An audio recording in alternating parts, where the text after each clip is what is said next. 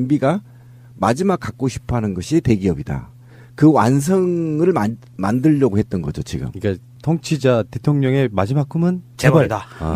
근데 이젠 다 온 것 같기는 해요. MB를 부를 일만 남아 있는 것 같은 느낌이 드는 게 다스 관계사를 지금 2주일 사이에 2번 털었거든요. 그렇죠. 근데 지금 보니까 다스도 다시 한번 털었고, 방송은 오늘이요. 다음에 납품업체 금강 등의 사무실을 털었고, 다스 강모 사장의 자택을 또 털었고, 그 다음에 처남댁 아까 말했던 김재정의 부인 권영미의 자택도 털었고요. 그렇죠. 이 정도 털었으면은 더 이상 털 게 뭐가 남았지? 다 털었잖아요. 그러니까 다스와 관련해서는 다 털었죠. 어. 네, 다른 거는 이제 다른 범죄들은 아직 많이 남았고요. 특활비 같은 것도 아직 멀었죠. 근데 어쨌든 다스와 관련해서는 이미 검찰이 게임 끝. 왜 그러냐면 재판부가 압수수색 영장을 내줄 때 근거 없이 안 내주거든요. 네. 특히 이제 이게 정쟁화하려고 하는 자유한국당이 있기 때문에 굉장히 심혈을 기울였을 거란 말이에요. 검사들이. 그렇다고 치면 이제는 팩트 중심으로 다 체크가 됐고 그것을 확인하는 과정 또는 증거를 입수하는 과정만 남았다. 그래서 지금 좀 빠르게 판단한 사람들은 다음 주가 디데이 아니냐라고까지 예측하는 사람이 있습니다. 그러니까 지금 현재 다시 뭐 정리를 한다면요. 다스의 관계사를 떠느냐. 지금 아까 말씀드린 금강 같은 경우도요. 김재정의 부인이 현재 금강의 최대 주주예요. 그러니까 대기업들도 하청업체 줄 때 그냥 주는 게 아니고 얘들이 이런 방식이잖아. 다른 사람 차명이나 이런 걸 끌어다가 하청을 주는 것마저도 다 지들이 다 해먹어버리는 상태. 그러니까 사실은 관계사라고 하지만 사실은 계열사인 이런 상태인 경우잖아요. 그래서 금강이 MB 비자금의 저수지라는 의혹을 받고 있는 바로 그런 회사입니다. 그러니까 실제로 외부에서 돈을 그런 식으로 자금 세탁해가지고 다시 뭐 다스로 보내주고 하는 그 역할을 하는 것이기 때문에 MB를 소환하기 위해서 모든 그림에 필요한 모든 걸 다 맞춰놓고 이제는 검찰은 이제 팀이 다르잖아요. 다스 수사하는 팀하고 지금 특활비 수사하는 팀하고 다른데 두 팀이 조율하는 일만 남았다고 봐요. 근데 올림픽이라는 변수 때문에 조율하는 것밖에 안 남았다. 그 사이에 막 부르긴 좀 그래서 계속해서 지금 관련돼 있을 만한 곳, 티끌이라도 나올 만한 곳은 다 털고 있는 거예요. 그러니까 이 다스라는 회사가 얼마만큼 무시무시하게 확장을 했던 회사냐면 불법적인 방법을 동원한 것 같아요. 많이. 작년 우리 2017년도에 다스 계열사 중에 그 시트 프레임을 제조하는 디모사라는 회사가 있는데요. 이게 다스에 거의 독점적으로 납품하던 회사거든요. 이 회사를 100만 원에 인수를 해요. 이런 식으로 아마 금강도 그냥 가만히 이 상태로 그냥 지나갔었으면 올해나 내년쯤 되면 뭐 한 1,000만 원 정도 인수하고 이렇게 그냥 완전 계열사 해버리는 이런 프레임을 갖고 있었을 거라고 보거든요. 그러니까 원래는 차명으로 다 자기 건데 아예 그거를 이제 이시형 중심 체제로 해가지고 그렇죠, 예. 진짜 계열사로 만드는 과정이에요. 그렇죠. 대형 대기업으로 만들려고 한 거죠. 사실은 이 수사가 탄력을 받을 수 있었던 것은 사실 제가 언젠가 우리 방송에서 포항 갔다 왔다가 경주 시민들을 만나서 얘기를 했다는 거 아닙니까? 근데 경주에서 굉장히 경주 시민들이 MB 형제들 때문에 불만이 많습니다. 경주의 모든 돈을 MB 형제가 다 빨고 있다라는 소문이 입으로 전해져서 굉장히 불신이 지금 크거든요. 그래서 검찰도 탄력을 받고 있다는 거 아니에요.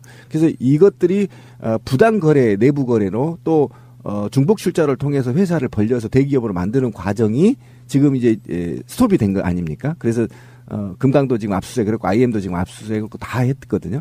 그러니까 의혹이 있는 데는 국내는 거의 다 대부분이 압수를 했다. 다스와 관련해서는. 그래서 이제 검찰은 전부 다 아무래도 제가 볼 땐 로드맵이 다 끝났다. 아까 권 PD가 얘기한 대로 끝나서 언제 시기가 이제 되는 거냐만 남았다. 그런 측면인데 이제 이게 그런데 문제는 이게 이제 다스 얘기가 시작되는 겁니다. 그동안에 많은 다른 비리들은 이제 시작도 안 했거든요. 그렇죠. 예. 네.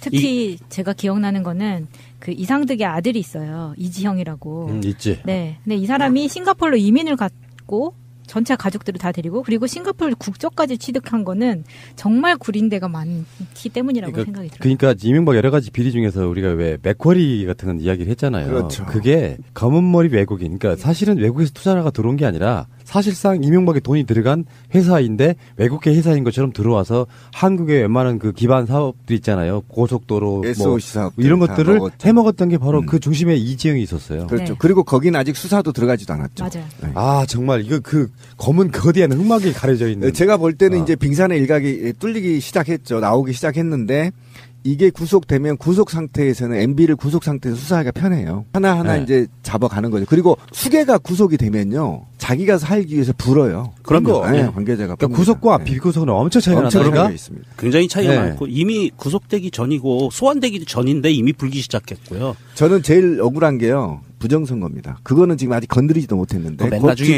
왔고. 지금 솔솔 나오고 있죠. 부정선거 얘기가. 그러니까 우리나라의 게이트의 구조는 이렇게 돼야 돼. 검찰이 운을 띄우고 언론들이 같이 수사해서 지금 계속 그런 형태잖아요. 단독 경쟁하고 있습니다. 그렇죠. MB는 이제 무너졌다고 보고. 근데 문제는 이명박이 지금까지 해왔던 이야기들을 한번 해보는 시간을 갖겠습니다. 중요한 자리에서마다 다스 등에 대해서 부인하잖아요. 2007년 7월달 한나라당 후보 청문회 때 했던 말. 제가 내 회사 같으면 현대 그만뒀을 때 차고 앉았죠. 할 일도 없고 놀 때인데. 제가 내 회사 같으면 현대 그만뒀을 때 차고 앉았죠. 할 일도 없고 놀 때인데. 이 도둑놈. 왜 그러냐면은 이게 이명박은 정치에 관심이 있었어요. 국가의 돈을 해먹는 게 가장 이득이라고 생각했어요. 박정희 있을 때 청와대에 들락거릴 때부터. 이 사람 그래서 그 현대건설 사장 회장을 지내해 오는 과정에서 정치적 욕심이 엄청 많았던 사람처럼 보여요. 그리고 공무원들과 오랫동안 교류를 통해서 어떻게 국가 돈을 빼먹는 방법을 알고 있는 자입니다. 서울시 때 그거를 트레이닝 해본 거예요. 어떻게 돈을 빼먹고 어떻게 건축법을 완화시켜서 어떻게 돈을 뜯어먹는지 이걸 다 배운 겁니다. 근데 이런 식의 재산이 많은 것은 자기한테 도움이 안 된다고 판단을 했을 것이고요. 아마도 그 시작의 돈도 불법일 가능성이 높은 거죠. 그래서 그 돈을 깨놓고 뭐 월급쟁이 사장이나 회장이 뭐 이렇게 재산이 많아? 이 소리 듣기 싫으니까 계속 뒤로 빼돌려가지고 자기 친인척 명의로 지금 회사를 만들어 놓은 그런 느낌이고요. 2007년 그해 8월달 한나라당 후보 경선 때 이때 무대 위에 올라가서 유명한 그 낙검수에서 굉장히 많이 회자됐던 바로 그 발언이죠. 똑같이 해야 돼요. 이때가 마찬가지? 바로 시장직이 내려놓고 난 그 해 딱 한 해만 지금 공직을 맡지 않았을 때죠. 도곡동이 어떻다고요? BBK가 어떻다고요? 새빨간 거짓말입니다, 여러분. 비슷해. 도곡당이 어떻다고요? BBK가 어떡하요? 새빨간 거짓말입니다, 여러분. 비슷해 목소리가. 하도 많이 들은 거라서. 아니야 같은 학교 동문이라 그래. 다 그쪽 사람들 다 목소리가 그런가 보네. 비슷해. 네. 그 다음에 2007년 11월달 한나라당 의원총회 당시에 검찰이 조사가 되면 되는 대로 우리 국민들에게 밝혀져야 되지 않느냐 하는 생각을 저는 갖습니다. 또 저 자신은 거기에 대한 한 점의 부끄러움도 없습니다. 진짜 비슷해. 검찰이 조사가 되면 되는 대로 우리 국민들에게 밝혀줘야 되지 않느냐 하는 생각을 저는 갖습니다. 또 저 자신은 거기에 대한 한 점의 부끄러움이 없습니다. 그 무슨 윤동주의 시를 읊는 것도 아니고 요거는 뭐냐면은 2007년 11월 정도 되면은 사실 이명박 대세론 비슷한 게 퍼져 있을 때라 돌릴 수 없는 상태이고 제가 그래서 오늘 나간 방송에는 그 이야기 했잖아요. 분명히 여론 조작을 통해 가지고 압도적인 어떤 위치에 있는 상황에서는 검찰 조사해봐 나 다음 대통령이다 요 느낌이 그냥 이렇게 막 뱉는 거고요. 그 다음에 이명박의 마지막 송년회 평생의 마지막 송년회 거기서 이제 그런 이야기 했죠. 그건 나한테 물어볼 것이 아닌 것 같다. 국민들이 지금 많이 궁금해하는 부분이 다스는 누구 거냐 이렇게 묻고 있습니다. 이 부분에 한 말씀 부탁드립니다. 그런 아닌데 물을 일은 아닌 것 같습니다.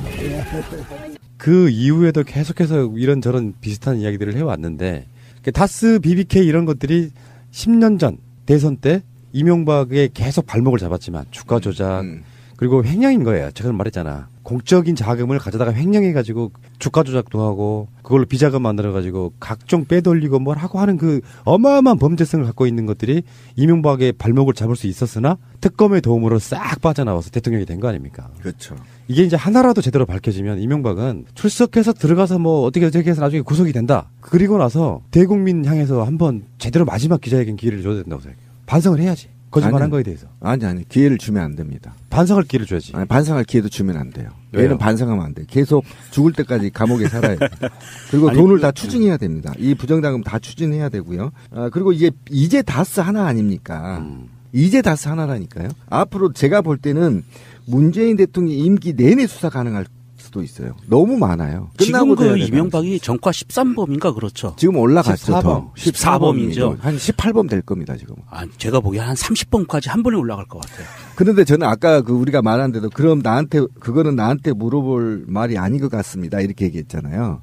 누구한테 물어보라는 얘기였을까요? 난 이게 궁금해. 아니, 그러고 나서 성명서 발표할 때 이제 나한테 다 물어보라고 그렇게 말을 바꾸잖아요. 그러면 자기잖아, 그럼. 그렇죠. 근데 방송 오기 전에 외부자들 재방송을 보고 왔다가 정말 충격과 공포에서 벗어날 수가 없었어요. 거기에 김효재가 나왔거든요. 공포까지? 네. 근데 그 김효재가 예전에도 토론 프로에서 나오는 거 보면 그 토론에 임하는 자세가 굉장히 안 좋아요. 맞아요. 그러니까 시청자들이 보는데도 말 끊고. 심장이 울렁거리는 막 이런데 이제 출연자 중에 이제 우리의 김갑수 작가님이 계셨었어요. 굉장히 열받았지만 굉장히 많이 참더라고요. 근데 이 사람이 한 말 중에 뭐라 그랬냐면 아직 확실한 정황이 없는데 생중계를 계속하고 이게 말이 되냐라고 이야기를 하는 거예요. 근데 우리가 다 기억하고 있는 장면들이 있잖아요. 노 대통령 봉화마을 근처에서 죽치고 앉아있는 기자들이라던가 헬기 띄우는 거 그 장면이 잊을 수가 없는데 자기네들은 지금 뭐가 억울하다고 그런 이야기를 김효재 같은 사람이 나와서 뻔뻔하게 하는지.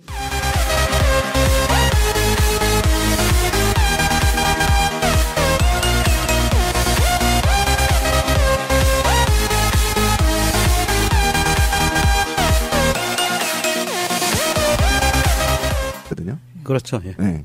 특히 제가 기억나는 거는 그 이상득의 아들이 있어요. 이지형이라고. 있지. 네. 근데 이 사람이 싱가포르로 이민을 갔고 전체 가족들을 다 데리고 그리고 싱가포르 국적까지 취득한 거는 정말 구린데가 많기 때문이라고 생각이 들어요. 그러니까 이명박 여러 가지 비리 중에서 우리가 왜 맥쿼리 같은 건 이야기를 했잖아요. 그렇죠. 그게 검은 머리 외국인. 그러니까 사실은 외국에서 투자가 들어온 게 아니라 사실상 이명박의 돈이 들어간 회사인데 외국계 회사인 것처럼 들어와서 한국의 웬만한 그 기반 사업들 있잖아요. 고속도로 SOC 사업 이런 것들을 해먹었던 게 바로 음. 그 중심에 이지영이 있었어요. 그렇죠. 네. 그리고 거긴 아직 수사도 들어가지도 않았죠. 맞아요. 네. 아 정말 이거 그 검은 거대한 흑막이 가려져 있는. 제가 볼 때는 이제 빙산의 일각이 뚫리기 시작했죠. 나오기 시작했는데 이게 구속되면 구속 상태에서는 MB를 구속 상태에서 수사하기가 편해요. 하나하나 네. 이제 잡아가는 거죠. 그리고 수계가 구속이 되면요. 자기가 살기 위해서 불어요. 그럼요. 네, 예. 관계자가. 그러니까 구속과 네. 비구속은 엄청 차이가 엄청 나니까. 차이가 있습니다. 굉장히 차이가 이 수사가 탄력을 받을 수 있었던 것은 사실 제가 언젠가 우리 방송에서 포항 갔다 왔다는 경주 시민들을 만나서 얘기를 했다는 거 아닙니까? 근데 경주에서 굉장히 경주 시민들이 MB 형제들 때문에 불만이 많습니다. 경주의 모든 돈을 MB 형제가 다 빨고 있다라는 소문이 입으로 전해져서 굉장히 불신이 지금 크거든요. 그래서 경찰도 탄력을 받고 있다는 거 아니에요. 그래서 이것들이 부당 거래, 내부 거래로 또 중복 출자를 통해서 회사를 벌려서 대기업으로 만드는 과정이 지금 이제 스톱이 된 거 아닙니까? 그래서 금강도 지금 압수수색을 했고 IM도 지금 압수수색을 했고 다 했거든요. 그러니까 의혹이 있는 데는 국내는 거의 다 대부분이 압수를 했다. 다스와 관련해서는. 그래서 이제 검찰은 전부 다 아무래도 제가 볼 땐 로드맵이 다 끝났다. 아까 권 PD가 얘기한 대로 끝나서 언제 시기가 이제 되는 거냐만 남았다. 그런 측면인데 이제 이게 그런데 문제는 이게 이제 다스 얘기가 시작되는 겁니다. 그동안에 많은 다른 비리들은 이제 시작도 안 했거든요. MB가 마지막 갖고 싶어 하는 것이 대기업이다. 그 완성을 만들려고 했던 거죠, 지금. 그러니까 통치자 대통령의 마지막 꿈은 재벌이다. 근데 이젠 다 온 것 같기는 해요. MB를 부를 일만 남아있는 것 같은 느낌이 드는 게 다스 관계사를 지금 2주일 사이에 2번 털었거든요. 그렇죠. 근데 지금 보니까 다스도 다시 한번 털었고 방송은 오늘이요. 다음에 납품업체 금강 등의 사무실을 털었고 다스 강모 사장의 자택을 또 털었고 그 다음에 천암댁 아까 말했던 김재정의 부인 권영미의 자택도 털었고요. 그렇죠. 이 정도 털었으면은 더 이상 털 게 뭐가 남았지? 다 털었잖아요. 그러니까 다스와 관련해서는 다 털었죠. 어. 네, 다른 거는 이제 다른 범죄들은 아직 많이 남았고요. 특활비 같은 것도 아직 멀었죠. 근데 어쨌든 다스와 관련해서는 이미 검찰이 게임 끝. 왜 그러냐면 재판부가 압수수색 영장을 내줄 때 근거 없이 안 내주거든요. 네. 특히 이제 이게 정쟁화하려고 하는 자유한국당이 있기 때문에 굉장히 심혈을 기울였을 거란 말이에요. 검사들이. 그렇다고 치면 이제는 팩트 중심으로 다 체크가 됐고 그것을 확인하는 과정 또는 증거를 입수하는 과정만 남았다. 그래서 지금 좀 빠르게 판단하는 사람들은 다음 주가 디데이 아니냐라고까지 예측하는 사람이 있습니다. 그러니까 지금 현재 다시 뭐 정리를 한다면요. 다스의 관계사를 더느냐. 지금 아까 말씀드린 금강 같은 경우도요.